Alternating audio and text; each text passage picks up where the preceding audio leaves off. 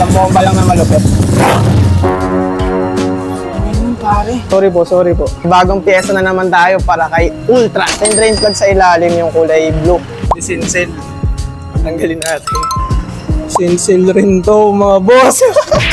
Dahil kapirasong video lang syempre hindi dapat mawala ng montage.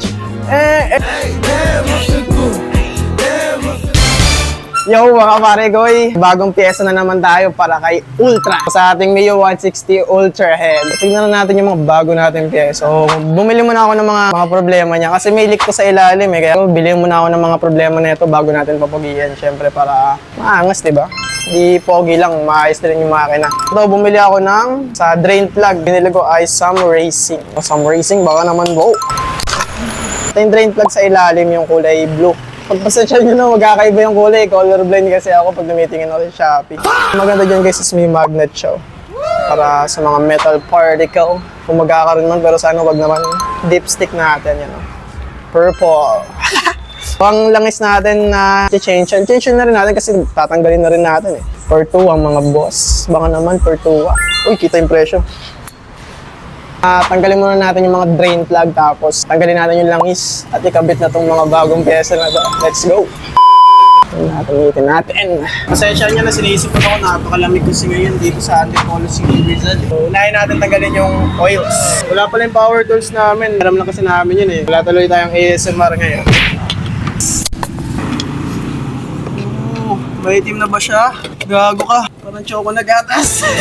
So ito mga boss, kaya bumili ako nung dipstick kasi tignan nyo to. Yung dipstick niya dito, sincel. Tanggalin natin. Tangina. Sincel yan mga boss para matanggal. Diba? Tapos di ganyan yan.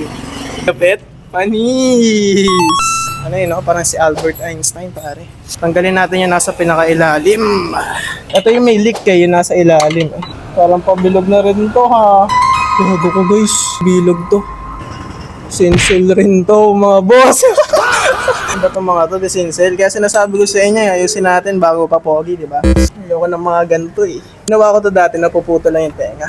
I hope it works. Umikot mga boss. Safe. Sana natin yung isa. Hirap ikabit ng spring guys kasi parang sira siya. All goods mga boss. Ay tago natin. Medyo nakaka-distract sa mga kumakain dyan. Sorry na. So kabit na natin mga boss. Kumapit ka. Samahan nyo ilang ko guys na mumalaba. Mumalaba mo Medyo. Putang ilang. Yan. Some Racing, hirap buksan. Sabi ni Some Racing, no? May naka lang nila lang. May nahigop na rin siya na bakal dun guys, Oh, gago. Nakita nyo yan? Dumidikit yung bakal. Void lang yan, ha? Oo, nakita yun? Oh! Pati piston may higop. Kabit na natin siya. Paingayan para ayos ang hawak. Opa! Oh! Yup! Os! Okay na yan.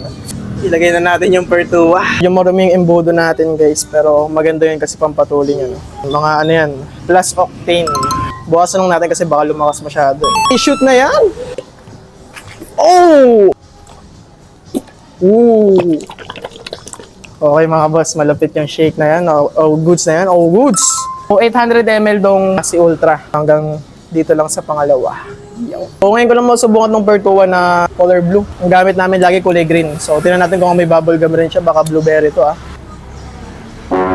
Yan ako guys. Sinipon ako lalo. May sipon ako guys. Di ko maano kung mabango ba o hindi. Pero goods na yan. Tirahin na natin yan. Dapat natin mga boss kung may hahagulgol na langis. Wow! Walang tumutunog pa. Onting-onti pa guys. Sobra yan tinaga. Oh my God! Yo, Pertua. All goods. CNC. Precision. Machining. So napili ko to kasi may ganito siya May pahaba. So lang natin para makikita nyo. Yun. So may pahaba siya guys. Makikita nyo pa rin yung level ng langis. At siya ay purple. Yan. Size niya is 22. Bam! Oh, all goods. Pasok! You know, napaka-pogi. After ng change oil, i-warm up lang natin siya para mag-circulate ang bagong langis sa buong motor.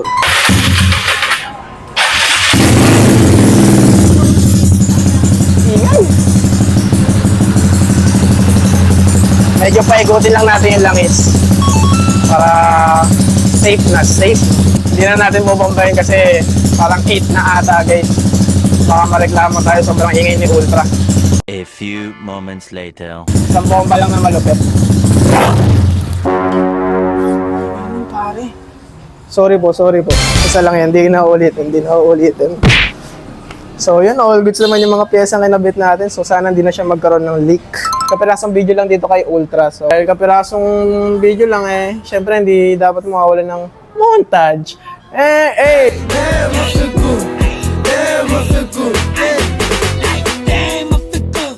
Nakita nyo naman yung ating munting montage mga boss, di ba solid? May dating na yung ilalim niya. Sana hindi na siya mag-leak pero siguradong hindi na mag-leak yun. Konti lang tong video natin, maikli lang to pero marami naman ako ilalabas. Follow nyo ako guys, tapos like and share nyo tong video na to. So sa mga pagkapalitan natin na piyesa dito, ipapag-giveaway natin yan. So sa mga swerteng nanghihingi dyan sa comment section, bibigyan natin yan. So abangan nyo lang. Bumabelo lang ako para mapalitan natin yung mga ibang piyesa na ito. So yun lang guys. Bye-bye!